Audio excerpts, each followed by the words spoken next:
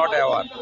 কিন্তু মুখ্যমন্ত্রী কেন্দ্রীয় সংস্থা সাংবিধানিক সংস্থার কাজে এর আগেও হস্তক্ষেপ করেছেন।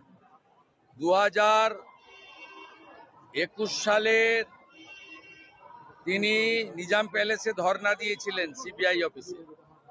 ফিরহাদ হাকিম, শোভন চট্টোপাধ্যায়, মদন মিত্র, সুব্রত মুখার্জিদের গ্রেপ্তারের বিরুদ্ধে।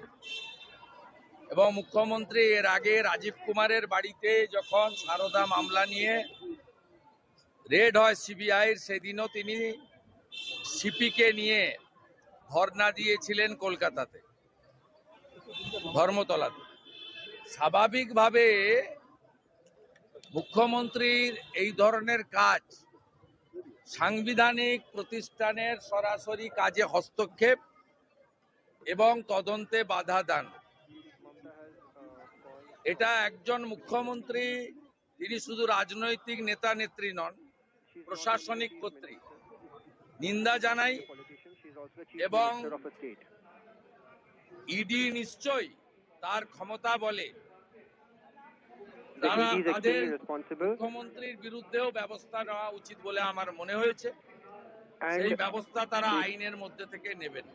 And the ED will take action, and it will all be under the law.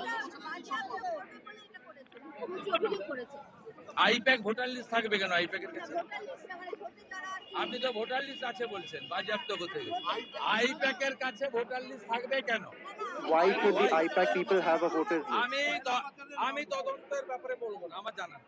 I will not comment on investigation.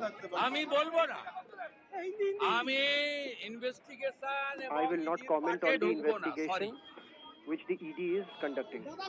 আমি মুখ্যমন্ত্রী যাওয়া, সিপি যাওয়াটাকে মনে করি I will only অনৈতিক, comment অসাংবিধানিক, on কেন্দ্রীয় the Chief Minister's সংস্থার actions, and I think it তদন্তে is সরাসরি বাধা দান unconstitutional. মুখ্যমন্ত্রী এর আগেও করেছেন। And this is Rajiv something which কুমারের the Chief বাড়িতে রেড Minister হওয়ার সময় has done earlier. এবং তিনি During 5 Rajiv ঘন্টা Kumar's ধর্ণা দিয়েছেন raid, Nizam প্যালেসে। she had done a 5-hour আপনার dharna যখন that ফিরহাদ time. হাকিম সহ বেশ কয়েকজনকে গ্রেপ্তার করেছে।